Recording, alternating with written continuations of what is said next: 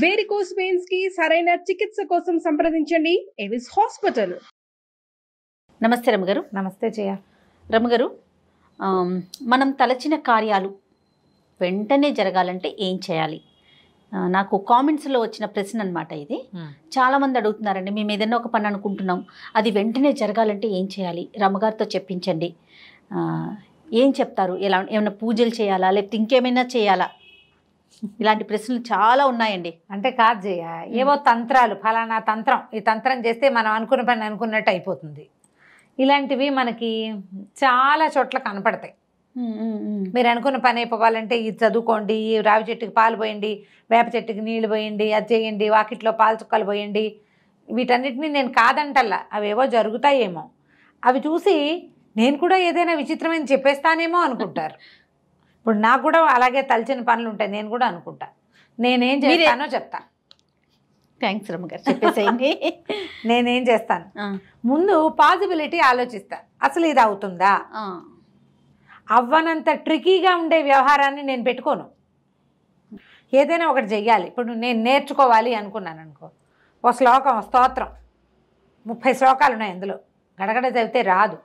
ఒక్కో శ్లోకము నేర్చుకుంటా.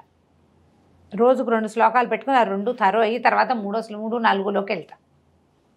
ఏదైనా ఒక పని, ఏదైనా ఒక బజార్ వెళ్ళటం, ఓ ఊరు వెళ్ళటం, ఒకటి కొనుక్కోవటం, ఎవరితోటైనా ఒక విషయం గురించి మాట్లాడటం, ఓ పెళ్లి సంబంధం కదపటం, ఓ బిజినెస్గా స్టార్ట్ చేసుకోవటం, ఇలాంటివి ఏదైనా మొదట పాజిబిలిటీ, అసలు ఎంతవరకు సాధ్యం అనేది ఇది అవుతుందా అని. ఎప్పుడైనా మన తలచిన పనిలో మనం తలుస్తామో అందులో ఇంకా వేరే పీపుల్ ఇన్వాల్వ్ అయి ఉన్నారా అనేది చూడాలి మొదట. ఇప్పుడు నేనే బజార్ వెళ్ళటం అనుకో, నేను ఒకదాన్ని కాళ్ళు చేతులు ఆడిస్తే వెళ్ళిపోతా. నేనే నేర్చుకోవడం అయితే నేనే కాళ్ళు చేతిలో నోరో ఆడిస్తే చేసేస్తా. ఇప్పుడు నేను బజార్ వెళ్ళి నిన్ను గలవాలి, నువ్వు అక్కడ ఉండాలి కాదు? అంతేగా, నిన్ను, మీ అమ్మగారిని, మీ అక్కయ్యని, మీ మామయ్యని కూడా కలవాలి. ఈ 5గురు అక్కడ ఉండాలి కదా. ఉండాలా? అవునవును. పాసిబిలిటీస్ చూసుకోవాలి. మనం ఒక విషయం ఒప్పించాలి, ఎవరితోటైనా డబ్బులు పెట్టుబడి పెట్టించాలి, ఎవరి దగ్గరైనా అప్పు తీసుకోవాలి, లేదా తీసుకున్నప్పుడు ఇప్పుడు తీర్చలేమో, ఫలానప్పుడు తీరుస్తాము, ప్రస్తుతాన్ని నువ్వు ఊరుకో అని చెప్పాలి.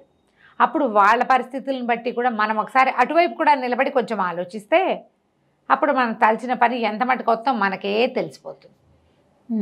దీంతోపాటు దైవ సహాయం తీసుకోవటం. ఇంట్లో నుంచి ఈ పని మీద బయటకు వెళ్ళేటప్పుడు తప్పకుండా ఓ దీపారాధన చేయటం, మీ పద్ధతి ఏదైతే అది ప్రార్థన చేసుకోవటం, ఒక నమస్కారం చేసుకోవటం. ఇంట్లో దేవుడికి మన కష్టం, మన ఇబ్బంది, దేవుడా ఈ పని మీద వెళ్తున్నాను, దీన్ని సజావుగా చెయ్యి అని చెప్పటం. మన ఇంట్లో ఎవరైనా పెద్దవాళ్ళు ఉంటే వాళ్ళకు కూడా ఒక మాట చెప్పటం. చెప్పి వాళ్ళు అంతా సరిగానే అవుతుందిలే అంటే మనకి ఒక పాజిటివ్ సైన్ ఉంటుంది లోపల. వీటితోటి కొంత రకంగా పనులు అవుతాయి. ఇంకా ప్రచండమైన దైవ సహాయం తీసుకోవాలి. దేవుడా నేను ఈ పని అనుకున్నాను, ఇక తీరితే నీకు 2 కొబ్బరికాయలు కొడతాను, అలాంటివి కాకుండా ఎవరికైనా నేను కూడా సహాయం చేస్తాను లాంటివి మొక్కుకోవటం. దైవ దర్శనానికి వస్తాను అని ఏదైనా ఇవ్వడం అనే దాని మీద కాన్సెప్ట్ నాకు నమ్మకం ఉండదు జయ. భగవంతుడిగా దేవాలయాల్లో కొబ్బరికాయలు కొడతాను, అది చేయిస్తాను, ఇది చేయిస్తాను కాదు, నేను వచ్చి నీకు దర్శనం చేసుకుంటాను, నా శ్రద్ధని నీకు ఇస్తానని పెట్టుకుంటాను. ఏదైనా ఒకటి చదువుతా, చాలా మంచి విషయం. ఒకటి చదువుతాను. నేనేం చేస్తానంటే నా ఐడియానే చెప్తున్నా. ఇది ఇప్పుడు ఈ పని అయితే ఇది చదువుతాను అని చెప్పకూడదు. నువ్వు ఇది చదువు, ఏదైనా మొదలుపెట్టు, అది నీకు వెనకాల తోడుగా ఉంటుంది.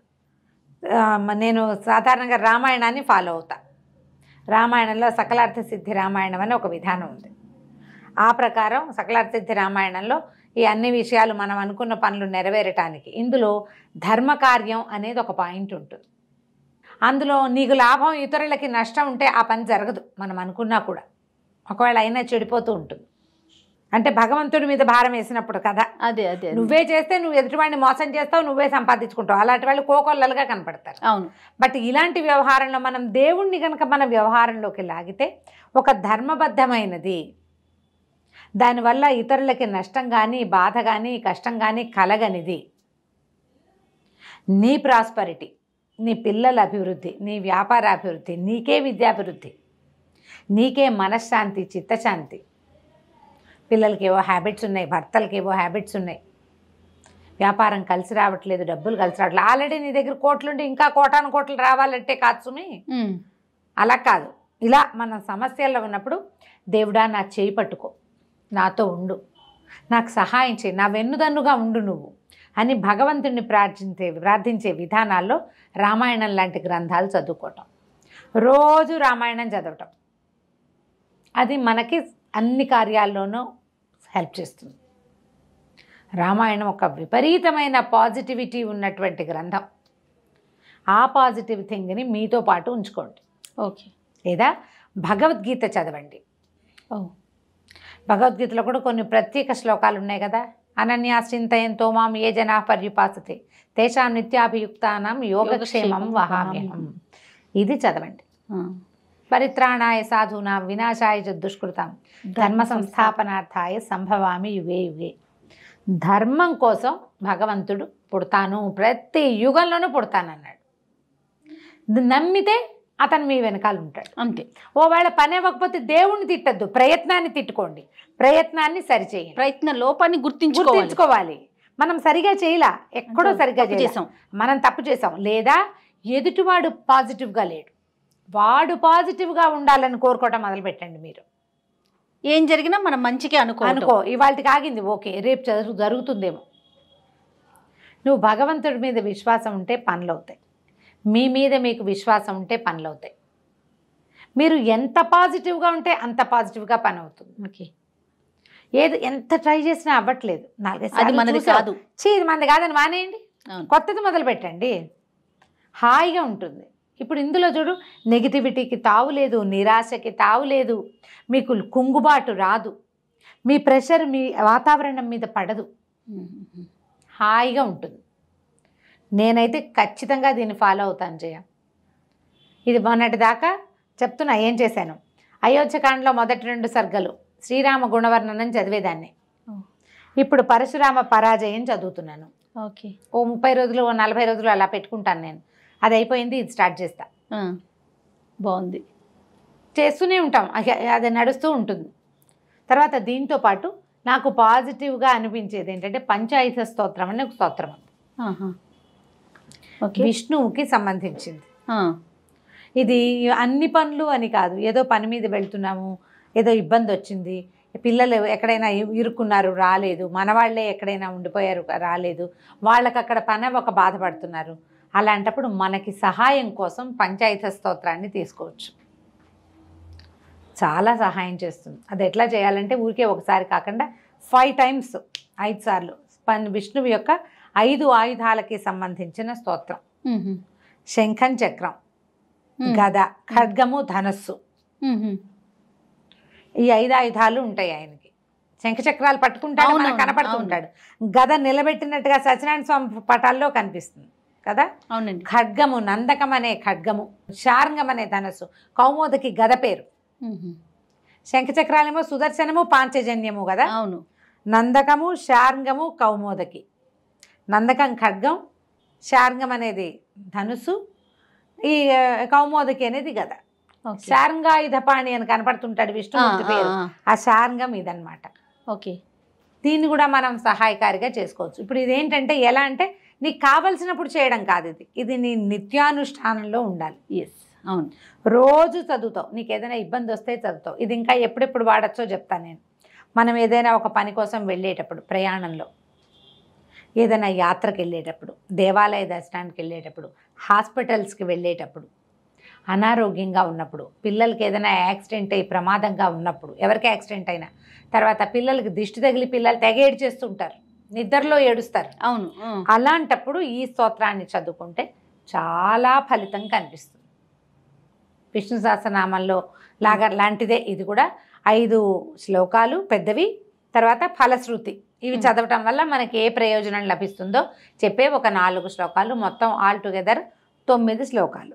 నేను ఇది చదువుతా. ఇది రోజు చదివే అలవాటు. ఏదైనా ఇట్లా సమస్యగా ఉంది, రాత్రులు నిద్ర పట్టలేదు, ఏదో గాభరాగా ఉంది, పిల్లాడు ఏడుస్తాడు, ఎవరి పిల్లాడైనా, నా పిల్లాడు నీ పిల్లాడు తేడాలి, ఎవరి పిల్లాడైనా ఏడుస్తాడు, పిల్లాడిని దగ్గర కూర్చోబెట్టుకుని అది చదివితే మెల్లిగా వాడు సెట్ అయిపోతాడు. ఇలాంటి ఏవైనా అలవాటు చేసుకుంటే మనం తలచిన పనులు అవుతాయి. మీరు ఏవి దైవ సహాయాలు తీసుకోరు, మీకు వద్దు, లేకపోతే అప్పుడు మీ మీదే మీరు నమ్మకం పెట్టుకోండి. నేను ముందే చెప్పాక పాజిటివ్గా ఉండండి. మొత్తం చుట్టూత పరిస్థితులన్నీ మనకు అనుకూలమయ్యేదాకా వెయిట్ చేయండి. అనుకూలం చేయడానికి ప్రయత్నం చేయండి. తలచిన పనులు అయిపోతాయి ఆటోమేటిక్గా. ట్రై చేయాలి కదా, ఖచ్చితంగా ప్రయత్నం అయితే ఉండాలి కదండి. ప్రయత్నం ఉండాలి కదా. దీంతోపాటు ఇంకొకటి నాకు రెగ్యులర్ ప్రాక్టీస్ ఇంకో శ్లోకం చెప్తాను. ఎక్కడికి వెళ్తున్నా సరే రాత్రి పడుకునేటప్పుడు కూడా ఆపదామ భర్తారం దాతారం సర్వసంపదాం లోకాభిరామం శ్రీరామం భూయో భూయో నమామిహం. పదే పదే రాముడికి నమస్కరిస్తే ఆయన మన ప్రాబ్లమ్స్ని సెట్ చేస్తాడు. కనీసం నీకు ఒక తాత్కాలిక ఉపశమనాన్నైనా ఇస్తాడు. నువ్వు ఎంత నమ్ముతావో నీకు అంత కుదురుతుంది. ఓకే. ఇదేంటంటే దూరంగా ఎక్కడో మిణుకుమంటున్నటువంటి జ్యోతిని చూసి అక్కడ ఒక వెచ్చదనం ఉందన్న నమ్మకంతో పనిచేయటం. దానికోసం నడుచుకుంటూ వెళ్ళిపోతాం మనం. అక్కడ వెలుగు ఉందని. ఆ వెలుగే ఇట్లా భగవంతుడి స్వరూపం. మనం ఏదైనా ఒకటి పెట్టుకుంటే హాయిగా అవుతుంది. నీకు చేయలేదనుకో. ఇప్పుడు క్రియలు కాదు ఇవి, మనమే చేసుకునేది. అవును. ఫలానా చెట్టు ఫలానా ఆకు పువ్వు ఏమీ లేదు. నీ నోరు నీ బుద్ధి. నువ్వే చదువుకుంటావు. పిల్లలకి నేర్పించండి, హాయిగా ఉంటుంది. నాన్న చదువుకో, రోజువారీ చదువుకుంటూ ఉండు. చదివితే ఉపయోగం ఉందా లేదా అని ఆలోచించకుండా అలవాటు చేసుకుంటే ఖచ్చితంగా ఆ శ్లోకాల వల్ల ఉపయోగం ఉంటుంది మనకి. తప్పకుండా రమ్మ గారు. నమస్తే. నమస్తే.